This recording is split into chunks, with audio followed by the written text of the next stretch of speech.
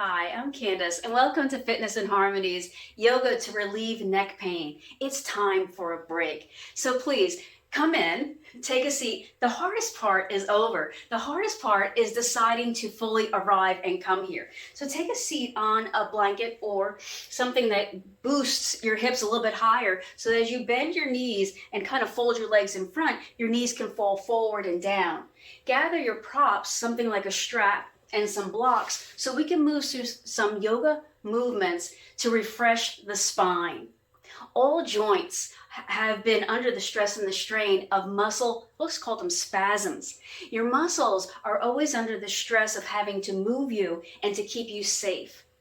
So in this world that's full of all kinds of changes all of the time, environmental changes, psychological changes, and sociological changes, our bodies are struggling by contracting. And what happens is some of the muscles get stuck. They get stuck in the web of fascia. And that's called a trigger point. So let's start here. I have to move my hair a little bit out of the way, reach one arm around, grab that muscle, that big trapezius muscle there, and allow your fingertips to dig in. Now, how hard should you be pushing? Really, really hard. It's as hard as you can bear. So discomfort is part of the process of healing, but pain is not. So dig in and begin to strum. So I'm actually not moving my skin, or I am moving my skin. I'm not moving my fingers across my skin. I'm just moving and digging into the muscle. So the skin stays under my fingertips. And I'm strumming that trapezius muscle. So becoming aware of what muscles tend to get these, what they call trigger points, helps you to release them.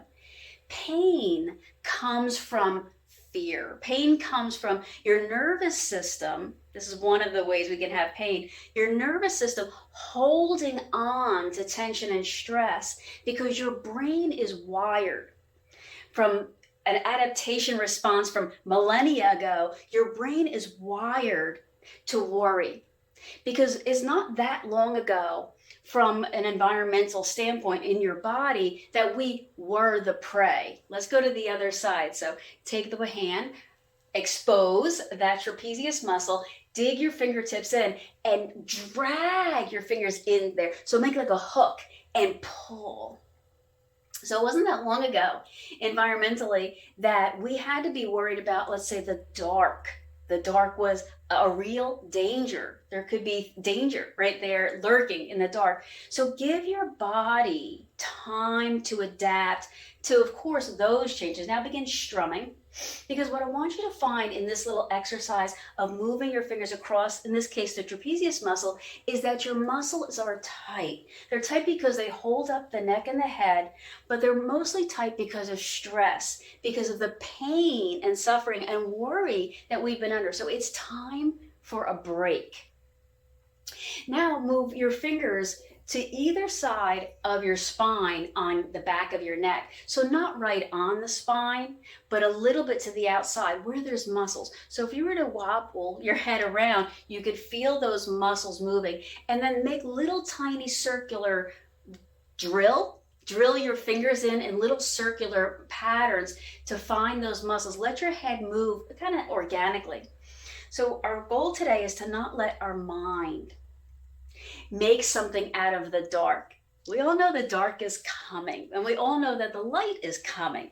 And so it's this process of refreshing and renewal that we want to allow to happen without so much resistance that our muscles go into spasm. Okay, you can stop doing that. Let's start in a child's pose. I want to come back to this, but I want to start out with a breathing practice. So come around into a child's pose. Inhale through your nose. Exhale through your mouth. Inhale through your nose. Exhale through your mouth. All right, so wherever you are now, close your eyes. Take a deep breath in. Allow the belly to fill. Exhale through your mouth. Kind of let your tongue hang out a little bit. Really try to relax all of the mouth parts. So the Inhale draws the light in. It soaks in more love. I want you to think about our highest concepts. In yoga, we are uniting the physical. We could think of that as the solid earthly matters. With the energy, we can think of that as the air or the movement. With the highest, your truest nature, concepts like love and kindness. So we're inhaling, letting the belly fill, soaking in more love there. Exhaling, letting the mouth kind of fall open and release the tension. So the first thing, there's several steps. The first one is to create the space. So we're moving and articulating the joints. Maybe let the lower jaw circle around. It's a funny thing. Don't be shy. You've fully arrived here, so you might as well absorb everything that you can. Even if your tongue's a muscle. It wants to move too.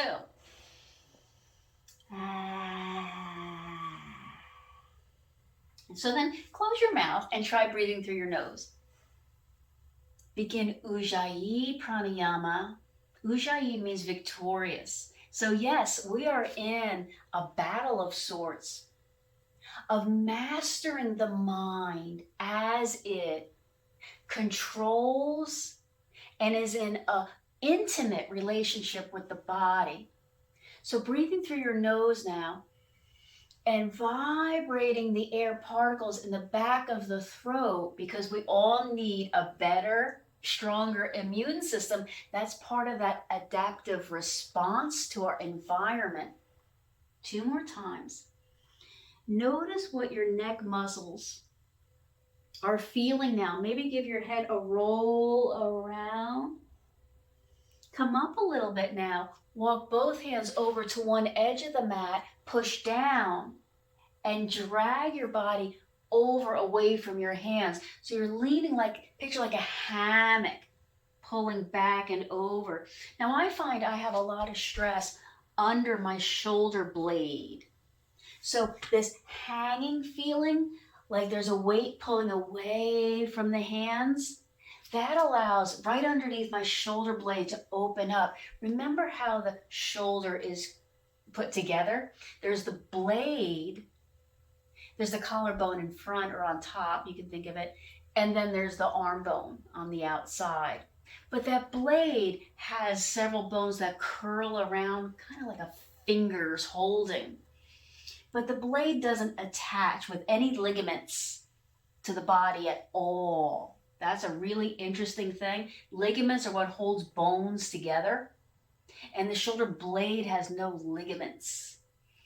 So there's a lot of movement there. Let's walk the hands over to the other side. Remember, take your hands down and then slide your ribs and your shoulders over away from that edge of the mat. Let your head relax, maybe on your arm, maybe on the floor. Resume Ujjayi. Like a steam kettle creating, water vapors. And I felt that, I've got something going on this time of year. I've got something going on in the back of my nose, and I can feel that there's something percolating back there. Encourage that percolating. Encourage a little heat and transfer of what I said was energy into our highest. So we're working on the throat chakra this week.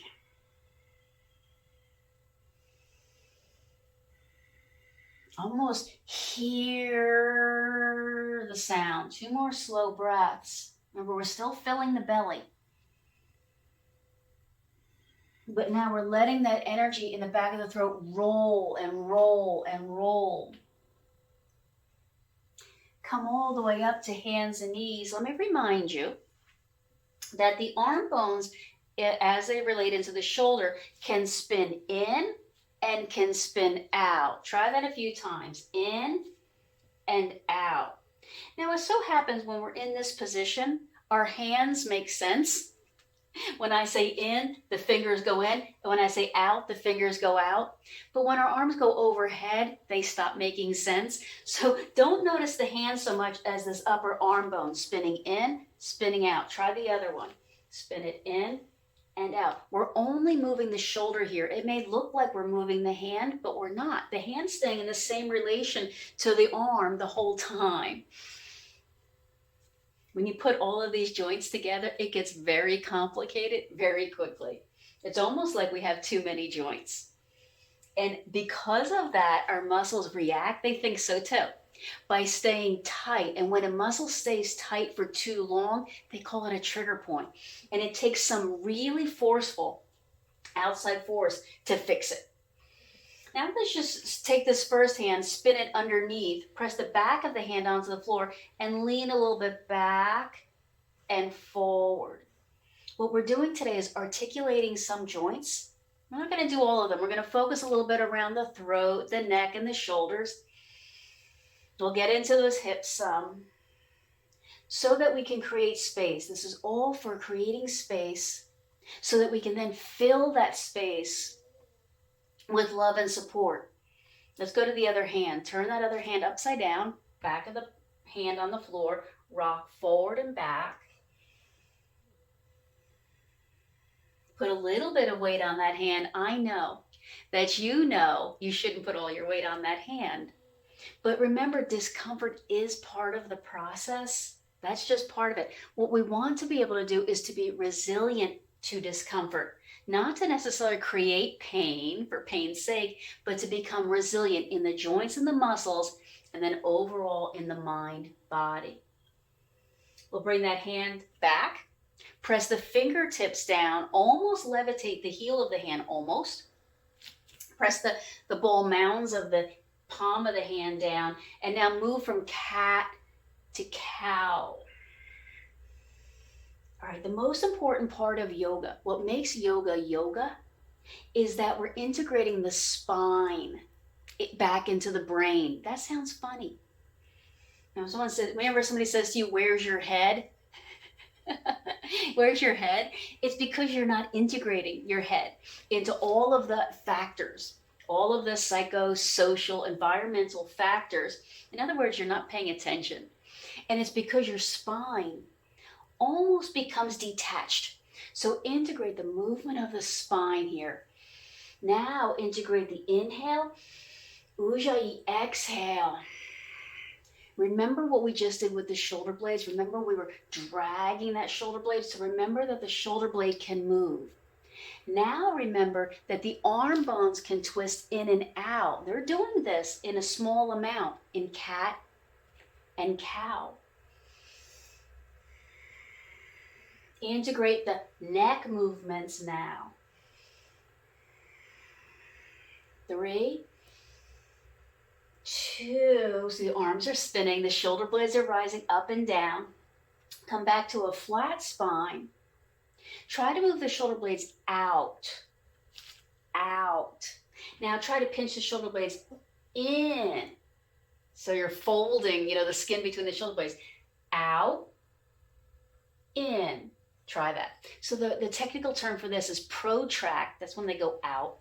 Retract. That's when they go in. Out to the side walls, into the middle of the body. Now what's good about doing this in a hands and knees pose is it forces you to keep the arms still and forces you to articulate the shoulder joints. A lot of head and neck and shoulder pain comes from holdings in the shoulders because you've lost the ability to articulate, to move. 3, protract means out. Retract means in. Just in case I slip up and I use those terms, you'll know what I mean. All right, come around back into a seated pose. I'm going to grab my blanket again. And then pick up your strap for a moment. Let's wake up the neck and the shoulders. So come back to a Sukhasana. I'm just going to fold my strap in half because mine's super long. You do what you need to do. Take it up wider. So letter Y. Letter Y overhead. All right, just hold that there. Practice spinning the hands or the arm bones in and out. So I want you to get used to this. What does in and out mean with the arms overhead? So we practiced it with the arms down. Now let's practice spin the arm bones in. Some people say your armpits go in and your armpits spin out. That's how you want to think of it. That's fine. You can think of it a little bit like the elbows, but remember the elbow is another joint. In other words, it can move independently of your shoulder, right? That's what we call a bicep curl. It can move independently. Spin the arms in and hold. The arms, remember, it's not your hands. It's easy to get confused there and think it's the hands. I did it wrong. The hands actually go out as the arm bone goes in. There you go. That shows you how hard it is to remember. As the arm bone goes in, when your arm is up, your hands are out. So let's try that again. Spin the arm bones in. That means the palms out. You probably did it right the first time. All right, so just memorize that because we're going to use that in a moment. Now spin the arm bones out. The hands would go in. So maybe that armpit thing was a good way to think of it. That makes me remember.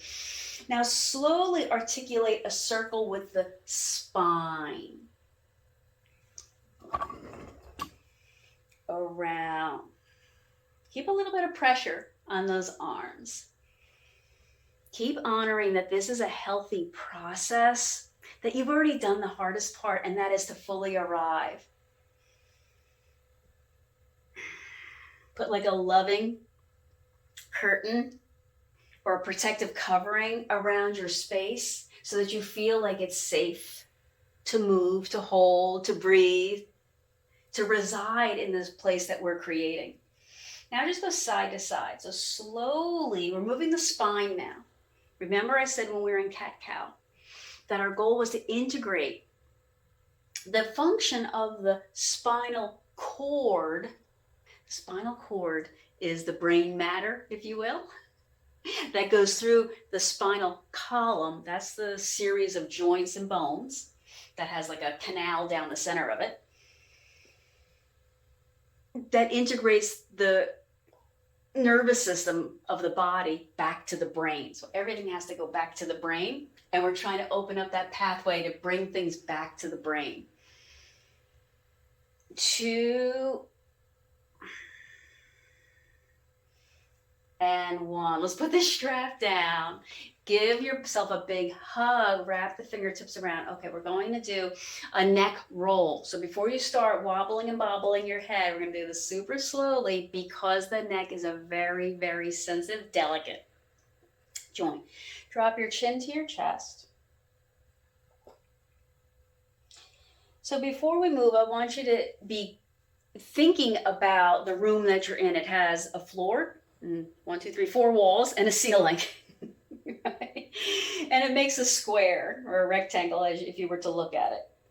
Now begin to drag your chin across the collarbone towards one shoulder as if you're looking at the floor, and then you're looking at where the floor meets that side wall. Hold it there.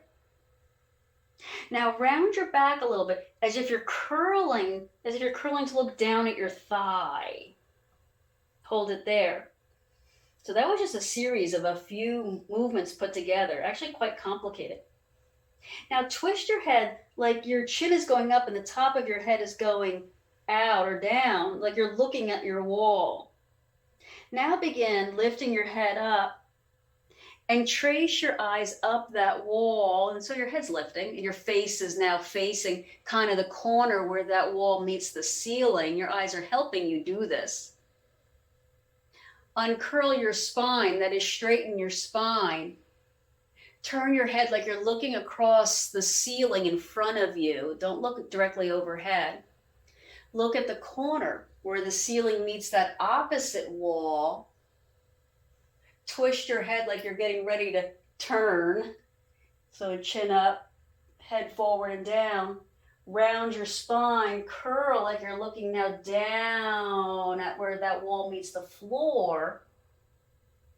And then scrape your chin along your collarbone, like your eyes are going back down to the floor directly in front of you. And then lift your spine up and lift your head up. That was a lot. Let's do it again though. So drop the head down. Think about the box of the room that you're in. That's one way to think of it. Scrape your chin, look over to the side wall floor. Round the back like you're looking down. Twist your head, begin to look up the wall, so rise up that wall, straightening the spine as you go. Twist your head like you're going to look at the ceiling. Extend the spine a little bit back as your head twists and turns and goes over to the other ceiling to wall. Twist your head, chin up, head forward, round the spine, and sort of roll down that wall. So now floor.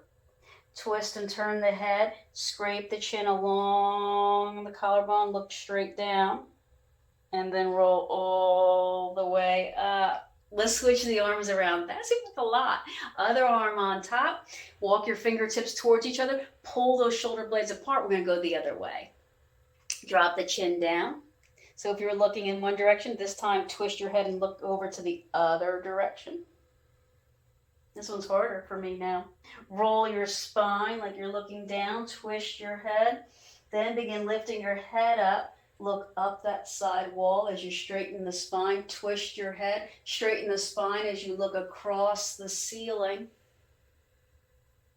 As you get to the other wall, twist your head again. Begin looking down that wall, curling the spine, dropping the head down. When you get to the floor, twist your head towards the floor and then scrape the chin across the chest to the center. One more time. So over to the wall, up that wall, twist your head, straighten the spine, across the ceiling to that opposite wall. Twist the head, drop the head, round the spine, down the wall. Twist the head, roll back to the center, and then all the way up. So that is all the neck stretching you should ever do. So that was only like 2 times, maybe each side, if it was even that. So don't really do a lot of these neck stretches where you're twisting and manipulating the head. The cervical vertebrae can't handle all of that. Bring the arms out in front, make fists, turn the arm bones out, lift the arm up overhead, bring it back behind you, but as you do, twist the arm bone in. I'll tell you the palm is down or palm is facing towards the midline.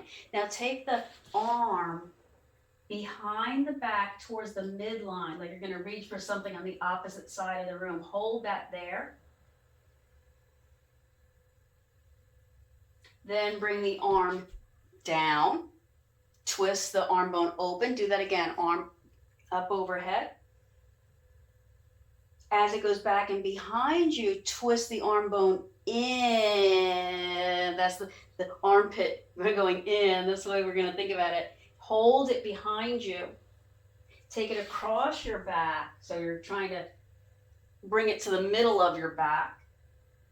Hold that there. This is a really, really, really good stretch for those rotator cuff muscles that so many of us have impingements and frozen shoulder syndrome.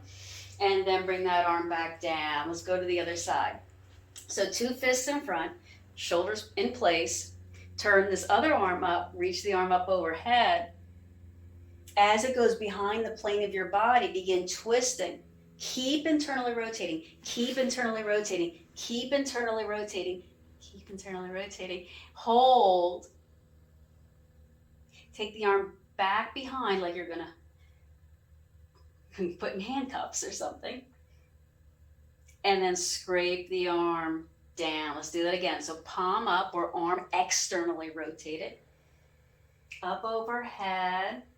It's a lot of work. I know this one. As you take it behind your back, internally. Keep twisting. So somebody's twisting your arm. Hold it there. This is that good stretch. You're wondering why we have this other arm out. That's to give that arm something to do so it doesn't confuse you and allow you to move your body around too much. Take the arm across the back and hold. And then down. Ooh, we felt that, didn't we? Let's come to low lunge. So we come all the way from this pose into low lunge. I'm going to grab my blocks. Step 1 foot forward. Walk the other leg back. We're on the knee. Back. So try to get that back leg as far back as you can. All right, that was a lot. That was a lot. So I want you to kind of close your eyes, make a straight line from the back knee up to the top of the head, and breathe that line. So close your eyes and breathe in. Ujjayi, breathe out.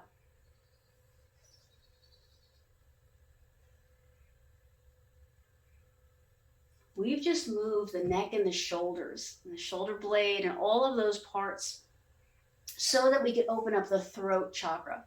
Throat chakra is exactly what you think it is. It takes in air and gives out air, but it makes sound. And sound is how we communicate with the outer world.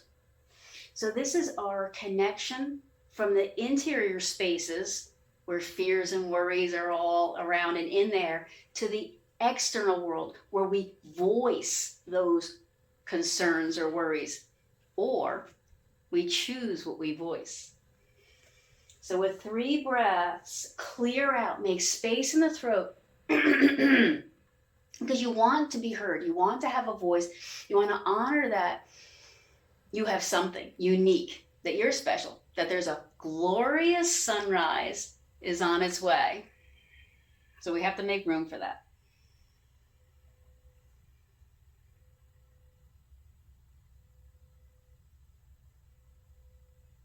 Let's move over to the other leg. I had said to you that discomfort is part of the process. It's absolutely true. That doesn't mean you always have to be in pain. So as you're transitioning from one pose to another, be mindful of how you are engaging all those joints. Remember I said there's a lot of joints here we're dealing with. What are those arms doing? How are the arms integrating into the shoulder? Once you get here, lengthen from the back knees. Remember that back knee is trying to go further back, up through the crown of the head. Make that a straight line, and then breathe that line. Inhale, exhale. Become aware of whether your one shoulder is doing all of the work. So maybe one shoulder just always holds in like that. You just walk around with this one shoulder all the way in. So even out, distribute the work across both shoulder blades evenly. We just did that thing where we twisted the head and the neck and around. And so we lubricated the circulatory system around the neck and the shoulders. So now fill that space with evenness. 3 more breaths.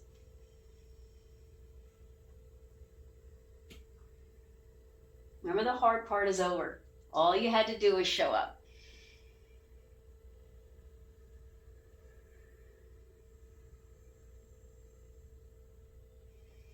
So then step back and let's prepare for and lift off into our downward dog.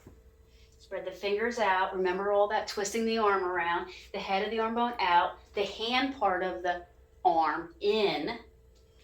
Turn the toes, brace the abdomen. If you can, lift off. All right, any downward dog here will work. Inhale through the nose. Open your mouth, stick your tongue out. Exhale over the tongue. Ha. Inhale through the nose. Ha. Okay, really let your jaw go. Really kind of stretch your jaw.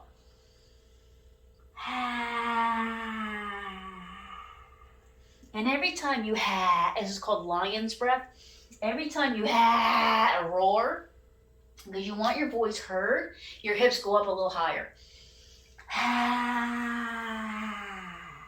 2 more times.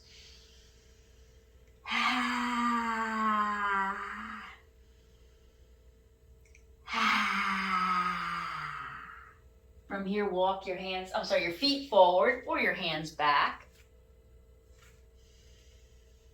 into forward fold. Let the upper body swing a little left and right. I'm going to use my blocks to do this. I'm going to hold on with my hands. You can hold on to the floor, the blocks, your toes, your knees. But let the upper body swing. So the stuff in your chest, the stuff in your throat, the stuff you've been holding, around the thoracic, the heart, around there, let it go up towards the top of the head. That lion's breath was really good at opening up those passageways. Bend your knees. Let's grab the strap. I'll do this again. Come up. So I'm using my hands to push off. Grab the strap. This time I'm going to use it a little bit wider. Arms up overhead. Now you can't really see that well. Take a mountain stance. So feet shoulder width apart. And the same thing we did before. Roll just the waist around. Now remember what we did with the neck and the head. We're going to do that with the spine now.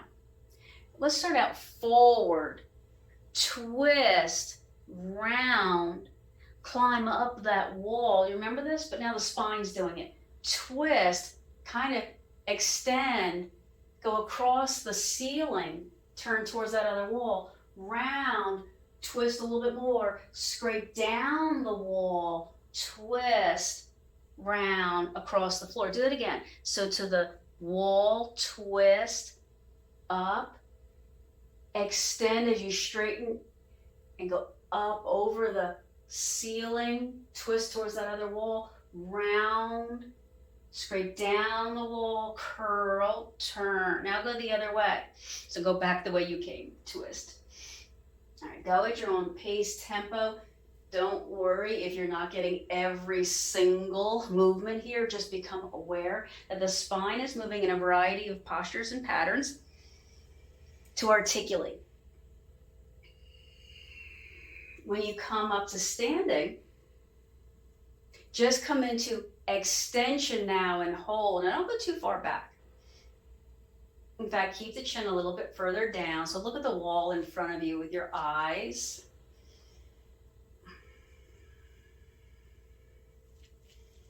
Suck energy up the legs. Absorb that energy. 3. Remember, today's practice is a time to refresh. At some point, we're realizing, one more breath, it's time to give ourselves a break. And then come up. From here, I'm going to ask you to step to the front short edge of your mat. Leave those arms up overhead. Bend one knee, lift that leg, balance, and then step that leg all the way to the back of your mat, whatever that means to you. Once you get there, same thing. Round, same thing we did before. Twist, roll, up, extend a little, twist, round, down, and forward. Do that again. So it's sort of like a big square, I guess. The next time you come up, stay up, and extend back. Chin slightly down, shoulder blades sliding down. 2 breaths here. Notice and feel. What are those arms doing? I guess they're rotated in. And then come back. So step forward. Let's try again. The other knee comes up, hold. See if you can balance for a moment. And then step all the way back. Once you get there, once you have that settled, let's do that same roll. So round forward, turn to one side, scrape up the wall, extend up over the ceiling, twist, curl, dig. One more time around, twist, up and over. Take as long as you need to.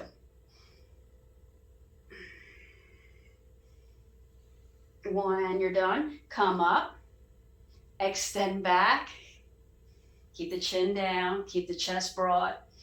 3, 2, and then step forward. We'll take the strap behind the back. Internally rotate the arms. That means palms out, thumbs together. Walk the hands close to each other. With this mountain stance now, push the hips forward. Yes, extend back. So glide. The chest forward, the shoulders down the back, the chin stays. Remember, we never really want to crack the neck all the way around. So the back of the neck always stays long. Keep spinning your arm bones. Keep pinching or retracting the shoulder blades. That is, they're pinching together. 3, 2, and 1. Come back up. We're going to put the strap down. We're going to go through one flow. You can come with me or stay where you are, or come down to your back. Circle up, forward fold, ujjayi. Step back into plank. Head of the arm bones spun open. A plank pose, if you can manage it, is a really good pose to integrate all of these movements and practices together, and it really grounds you, gives you a sense of power and strength. Bend your elbows and see if you can hover. Lower the knees down. Push the chest forward. Pull the shoulders back. Widen the chest by spinning the arms onto the back, retracting, pulling the shoulder blades together.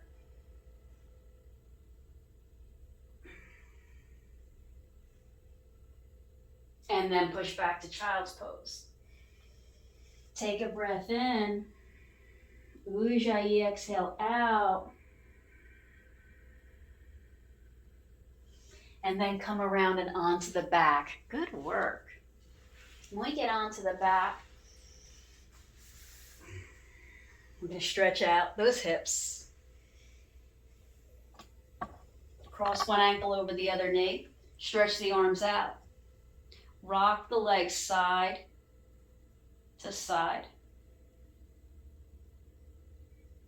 When we had the strap overhead and we were doing that big twisting, circling, lunging, all of that together, we were asking the hips and the lower abdominals to do a lot of calculating and transmitting forces. It was a very complex integration. So now we're just shaking out the lower chakras. Remember, they're the ones that hold on to our deepest fears, our deepest traumas, so that we can make space in the throat and the chest for love. The heart is love and connection, and the throat, that's how we express that connection. 3,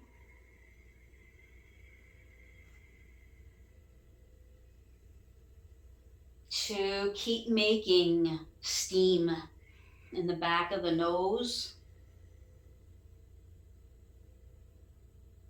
Uncross the leg, hug both knees to the chest. Okay, this pose, Apanasana, it's really an upside down child's pose. This pose is another pose that gives you a lot of sense of grounding, stability. It feeds that second chakra, that sacrum, the sacral bone there.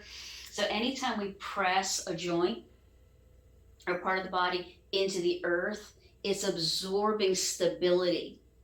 It's absorbing groundedness, that I am safe. It's like putting on, a big blanket of warmth around you. Let's go to the other side. So other ankle, crosses, arms stretch out. Move the legs side to side.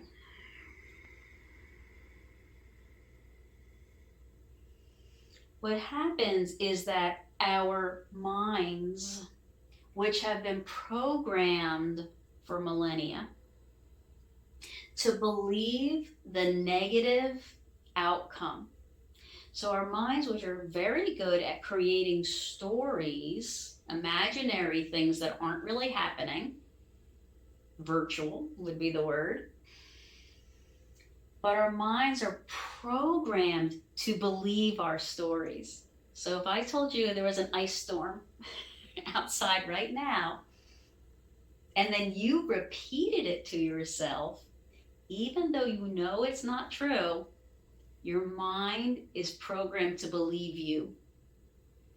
So our goal in yoga is to reprogram the mind, the brain, the spinal cord, all of those parts of the nervous system,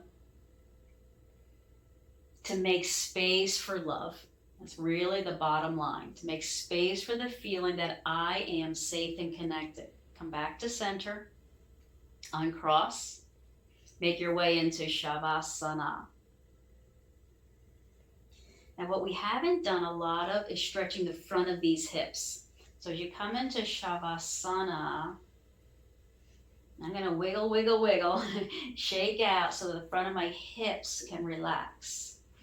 Once you get there, retract the shoulder blades. Pull the shoulder blades together so that spins kind of the wings of the heart outward. Let the arms relax, spun open. Drop the chin down. Lower your eyelids down. Take a breath in. Let it go. Again.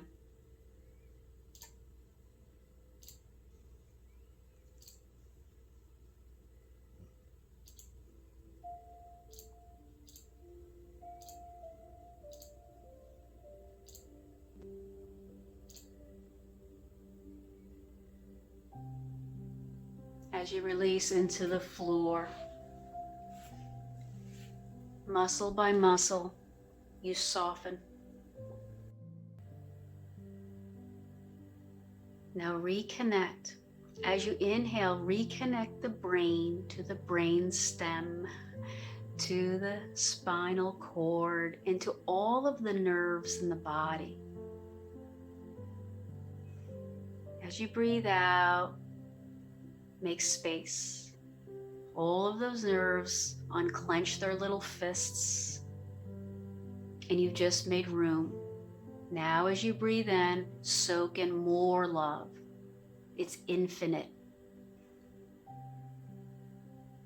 As you exhale, contract the abdominals, the fists, and then release the abdominals and the fist. Slowly begin to roll to your side.